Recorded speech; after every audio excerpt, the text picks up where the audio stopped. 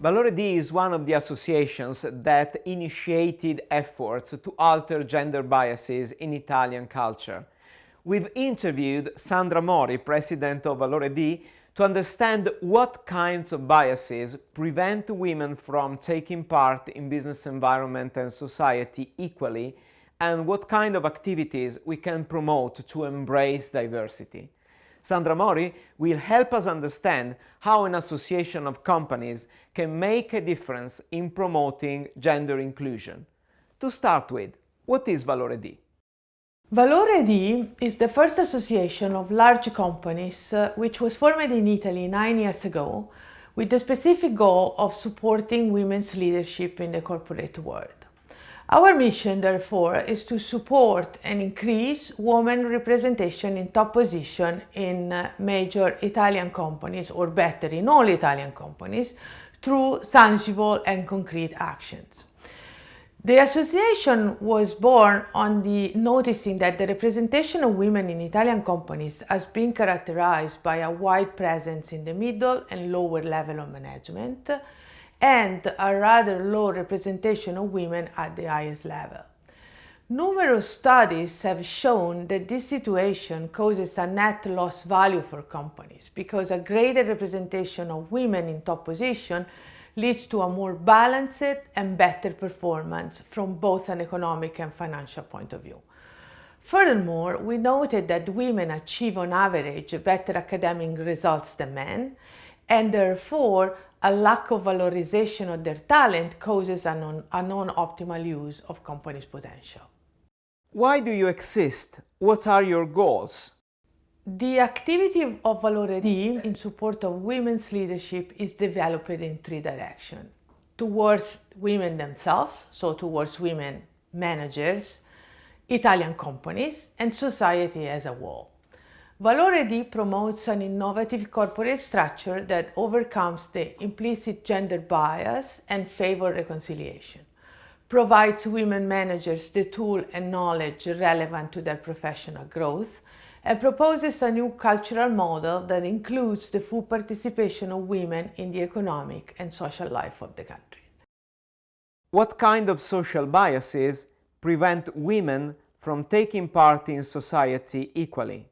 Certainly, the most common bias are those related to the fact that women are considered not as strong as men, are considered not as decisive as men, and also are considered to be less ready to take on new challenges.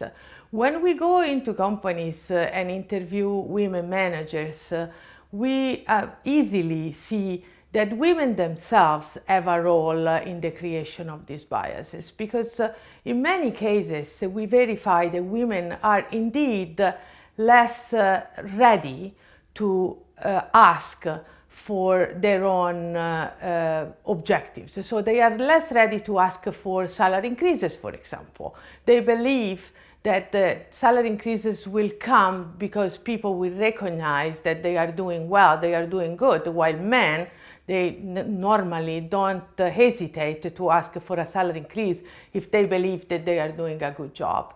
Women are less prone to ask for promotions, while men don't have a problem with that. And therefore, this attitude that the women have in the workplace creates or strengthens the already existing biases. If we are aware of these biases, what can we observe around us? Let's wear our awareness glasses.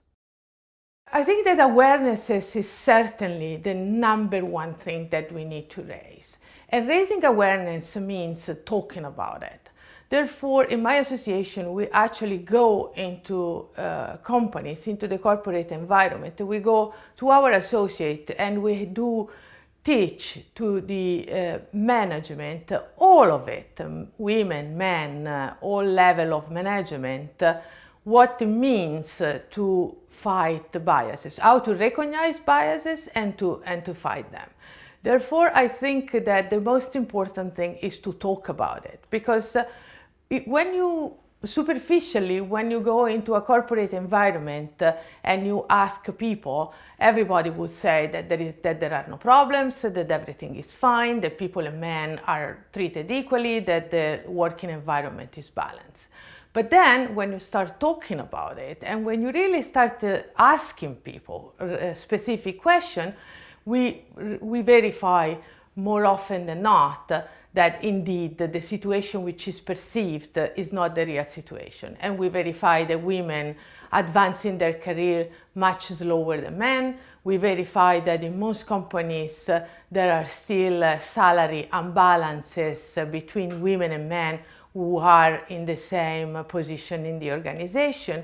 And therefore, when we talk about it and when we made these situations open and visible to everybody, the situation starts to change and companies start to take action to correct these imbalances. So definitely raising the level of awareness is fundamental and is the first and most important step to fight biases.